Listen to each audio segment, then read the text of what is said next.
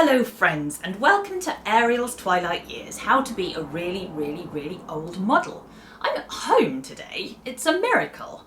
Between tours, I've now finished my manuscript for my BDSM memoir. I've been sending it to agents, and I have got better at writing my query letters and synopses, so I started getting interest from people who actually wanted to read the whole thing. Last week, one of them got back to me and decided it isn't as political as she would like. I felt great despair, and then I heard back from another agent who specialises in non-fiction who wanted to read more, so I sent him the full manuscript, and then he got back to me and is interested. So the whole thing's been so exciting and quite stressful while I've been in the middle of touring that I've not really had any sleep, and I'm a little overwrought. But living in exciting times, so that's very jolly. So that's what has been going on with me this month. Today I want to talk about a subject that probably many people outside the modelling industry won't be aware of, and in fact hopefully quite a lot of people within this industry won't be aware of it either, because it doesn't happen too often, but it happens often enough for me to want to address it because it's something that makes me quite angry. Let me give you a little background. When I was a very new model, one of my very first bondage shoots was with a photographer who booked me for 3 or 4 hours, and he wasn't great. I didn't love working with him, but it was totally fine. And I was a very new model, so I didn't know what to expect. So a few months later, he wrote back to me saying that he'd really like to work with me again, but regretfully, he wasn't sure if he was going to because I was doing so much bondage work elsewhere. And it was the first time I met this idea that somehow you could, as a model, make yourself less valuable to some photographers by shooting more in their genre. So what I want to talk about today is the idea of exclusive models.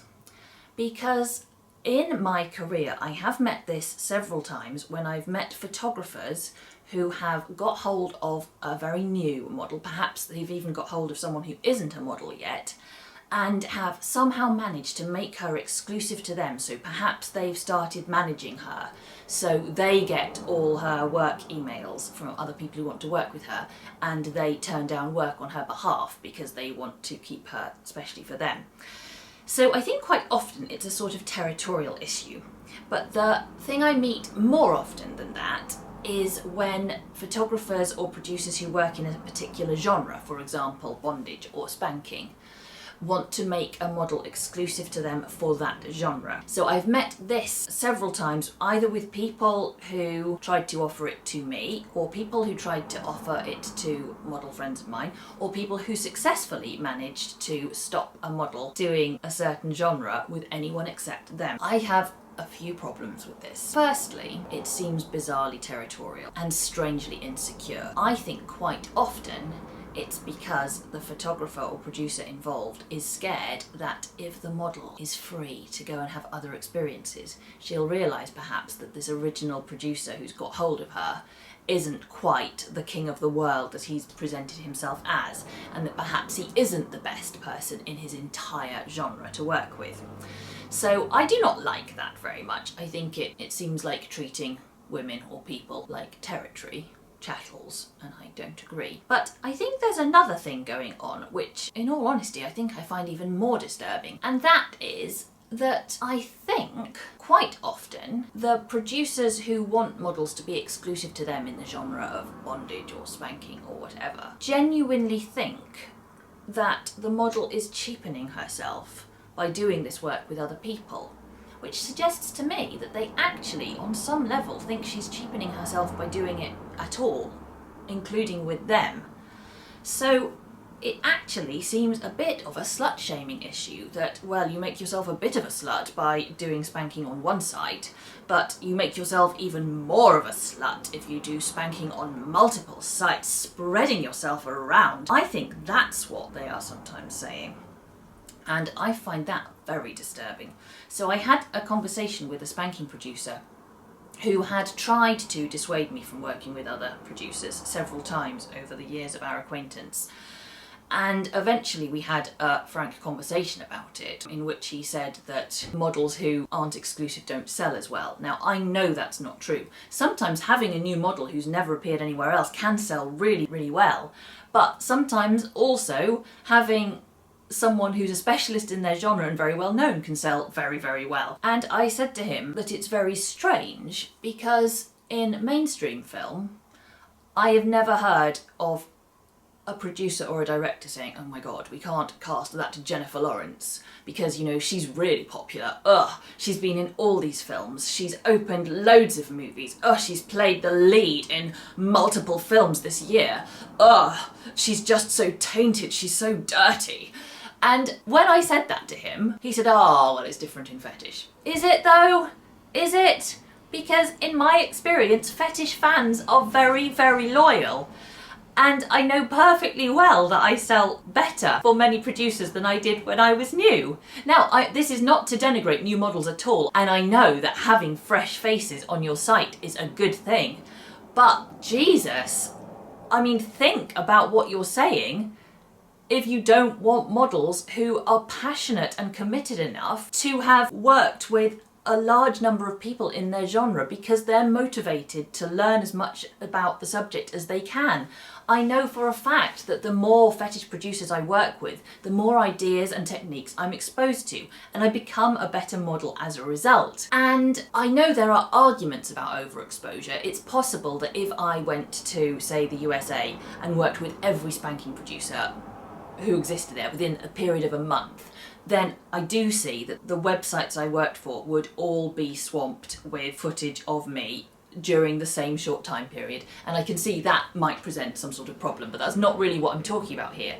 It's the idea that a model being on 12 other websites is somehow devaluing herself. She's somehow cheapening herself by doing lots of jobs. And now I may be wrong, and I'd be interested to hear people's opinions, but I've been trying to think over the last few weeks while I've been considering making this video of any scenarios where that sort of statement would be made about a man, or frankly, someone in any other profession. Because to me, when I hear producers and photographers talk like that, it sounds very much like me saying, oh my god, I was going to use this plumber to do my bathroom, and then I realised he'd done loads of other bathrooms, and I don't want him in my house doing a bathroom when he's just spread himself around plumbing people's bathrooms in houses that aren't mine. No, I just want exclusivity. I want him to be specially for me. I mean, okay, if you want an incompetent job done on your bathroom, go ahead. And then I realised that maybe that's not a fair parallel because being a plumber isn't in the public eye. So then I thought, well, how about footballers? I have never heard, now I'm on shaky ground, I don't know much about football, but I have never heard anyone say, oh my god, we can't possibly sign star striker for Manchester United because he's already played for Real Madrid. Oh, he's just like, he's dirtied now, and we can't have him. He's sullied. The crowds won't want to see him because they've already seen him play football. Just, what the fuck? And so, at heart, it seems like possibly a kind of issue of misogyny. And I'm not a big fan of misogyny. Did you know? And so, these days, if I meet models who've been offered these kind of exclusive deals from producers, it makes me feel quite angry on their behalf, because a lot of the time it's quite new models who are offered these things, because obviously no one's going to offer it to me now because the horse has bolted from that particular stable. I'm already everywhere. Like a slut. So quite often these offers are being made to models who don't know that much about the industry yet, and so if a producer tells them, oh well yes, if you put yourself on too many websites no one will want you anymore, they might be believed, I guess, by a new model. And so it seems like quite predatory sort of behaviour, really. It makes me want to say to those producers, okay, if that's what you want, that's fine. If you honestly think that this model will do a better job by not getting the chance to work with other producers and learn new techniques and be exposed to the industry, but I think you should be prepared to stop working with any other models, because if you want her to be exclusive, you probably need to put your own exclusivity on the table and offer her that. And so far, I've not met any producers who want that particular deal because they know that working with multiple models is in their best interest. Just as, for models, working with other producers and photographers is in their best interest as well. Because unless one producer is going to pay a model's entire annual salary, then we need a portfolio career. And the selfishness of trying to lock her into only working for you in that genre is denying her the opportunity to make friends and business alliances within a profession that will allow her to have a long and fruitful career. And honestly, when people do that, I think they should look at their motivations, because I find it sickening and territorial. Yuck.